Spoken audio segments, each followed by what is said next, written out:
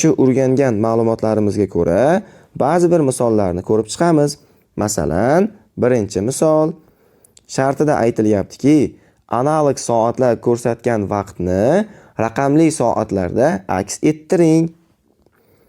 Demak, mana bu rasmga qaraydigan bo'lsak, soat mili nechani ko'rsatyapti?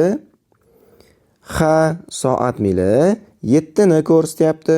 Shuning uchun soatga 7 ni yozamiz. Daqiqa mili esa bizda 3 raqamida turibdi. Demak, bu nechta siljigan? Mana 12 da turgan bo'lsa minut mili, 1 ga o'tganda 5 daqiqa o'tgan, 2 ga o'tganda 5 ni ustiga yana 5 ni qo'shamiz, 10 daqiqa o'tgan, 3 ga kelganda esa yana 5 qo'shishimiz kerak. Shunda 15 daqiqa bo'ladi. Demak, soatimiz 7:15 ni ko'rsatayotgan ekan. Endi e'tiboringizni yana bir ma'lumotga qarating. Kunning ikkinchi yarmida analog soat ko'rsatgan vaqtni raqamli soatda ko'rsatish uchun unga 12 ni qo'shish kerak bo'ladi. Ya'ni bu yerda nima demoqchimiz? Masalan, soatimiz ertalabki 4:50 ni ko'rsatayotgan bo'lsa, u peshindan keyin topish uchun 4:50 ga 12 ni qo'shishimiz kerak. Faqat soatiga qo'shamiz. 4 ga 12 ni qo'shsak 16:50 bo'ladi. Bu raqamli soatda ko'rinishi. Bu analog soatda bizda vaqt 12 gacha bo'lgani uchun 4 ni ko'rsataveradi. Bu peshindan keyingi vaqtga o'tish uchun nima qilish kerak ekan, hurmatli o'quvchilar? Soatga 12 ni qo'shish kerak bo'ladi. Tushundingiz-a? Mana shu o'rgangan ma'lumotimizga ko'ra yana bir misol ko'ramiz. Masalan, 3-misol. Quyidagi soatlar peshindan keyingi vaqtni ko'rsatmoqda.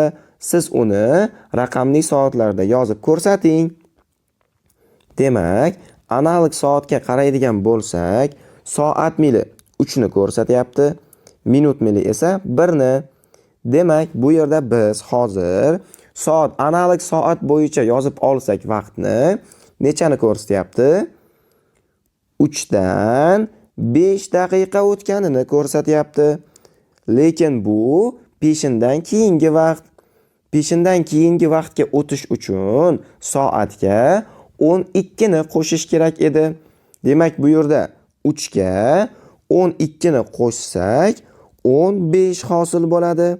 Demak, soatimiz 15:5 ni ko'rsatayotgan ekan. Tushundingiz-a? Endi e'tiboringizni 5-misolga qarating. Shartida aytilyaptiki, mos vaqtlarni belgilang. Bu yerda mana so'z bilan yozilgan 3,5. Biz buni vaqt bilan yozilgan to'rtburchaklar bilan tutashtirishimiz kerak. Mana 3,5. Bu degani 3:30 degani. Shuning uchun 3,5 ni 3:30 bilan mana bunday tartibda tutashtirib qo'yamiz. Tushundingiz-a?